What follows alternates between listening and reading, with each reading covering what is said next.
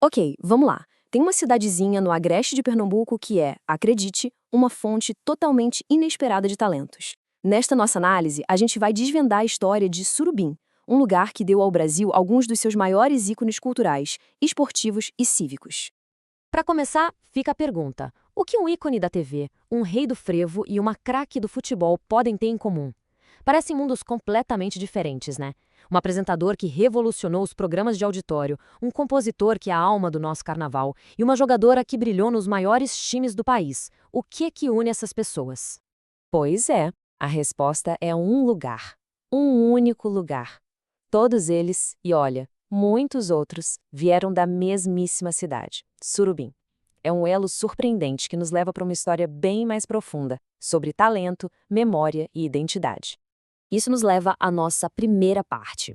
Como é que pode, né, um município super conhecido como a capital da vaquejada se tornou também uma verdadeira fábrica de talentos, uma fonte de ícones para o país inteiro? E olha que talentos, hein? A lista é de impressionar mesmo. A gente está falando de Lourenço Barbosa, o Capiba, simplesmente o maior compositor de frevos que existe. E do ladinho dele, José Abelardo Barbosa, o Chacrinha, um dos maiores comunicadores da história da nossa TV. E não para por aí, não. Tem atletas como a zagueira Cida, o lateral Diego Renan e até figuras políticas de peso. É uma diversidade que, nossa, impressiona. Mas se a gente olhar de perto, a gente percebe um padrão bem interessante. Para todo esse talento realmente estourar em nível nacional, tinha um passo que era crucial. Vamos ver como isso aconteceu, olhando principalmente para os dois gigantes da cultura. O ponto é o seguinte: tanto Capiba quanto Chacrinha tiveram que sair de Surubim para fazer sucesso. O Capiba foi se consagrar no Recife, que era o grande centro cultural de Pernambuco. Já o Chacrinha, ele foi para o Rio de Janeiro, o coração da indústria do rádio e da TV naquela época. Então, essa migração não foi só uma coincidência, não, foi uma necessidade mesmo. E o talento que saía de lá era uma coisa fora do comum, sabe? Bruto, formidável. O caso do Capiba é perfeito para ilustrar isso. Ele aprendeu com o pai, que era maestro da banda da cidade, e, gente, ele lia a partitura antes mesmo de saber ler palavras. Com 8 aninhos já era um mestre na tromba. Isso dá uma ideia da matéria-prima genial que nascia ali em Surubim.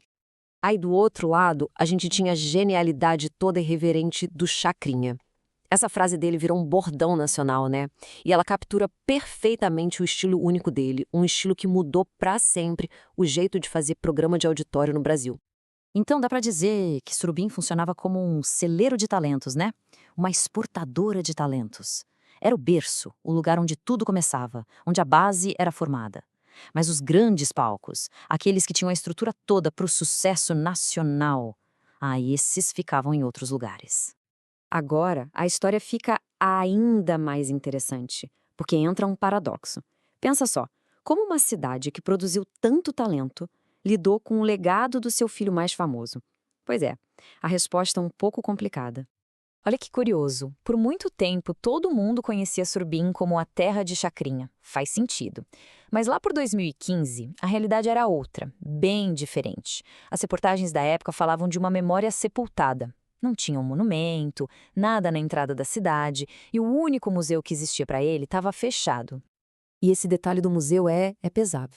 Era lá que ficavam as roupas, os objetos dos programas de TV dele. E fechou por falta de apoio público. Pensa só, todo aquele acervo histórico, que era para ser de todo mundo, acabou virando uma coleção particular. É uma perda gigantesca para a memória coletiva. Mas felizmente a história não acaba assim nesse tom meio triste. De uns tempos para cá, alguma coisa começou a mudar.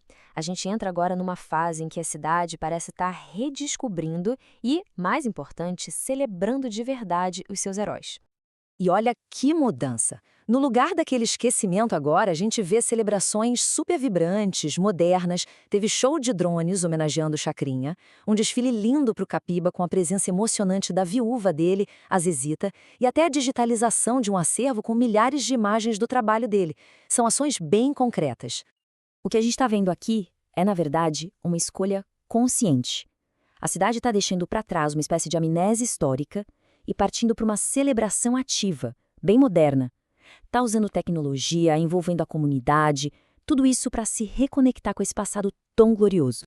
E é bom lembrar que a influência de Surubim não para na música e na TV, não. A cidade também foi berço de líderes em outras áreas super importantes para o país.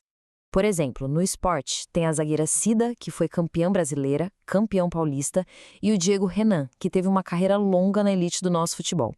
Já na política, nomes como Danilo Cabral e Gonzaga Vasconcelos levaram o nome de Surubim lá para Brasília. Isso mostra como o legado da cidade tem muitas faces. Mas essa liderança não apareceu só no Congresso. Talvez o legado mais profundo e mais sério venha de outro lugar, do campo da luta cívica. E aqui a gente entra numa história que ganhou o país inteiro por sua tragédia e pela sua importância. A gente está falando de Evandro Cavalcante. Ele era um advogado de Surubim que dedicou a vida a defender trabalhadores rurais, gente sem terra. E ele foi assassinado justamente por causa dessa luta.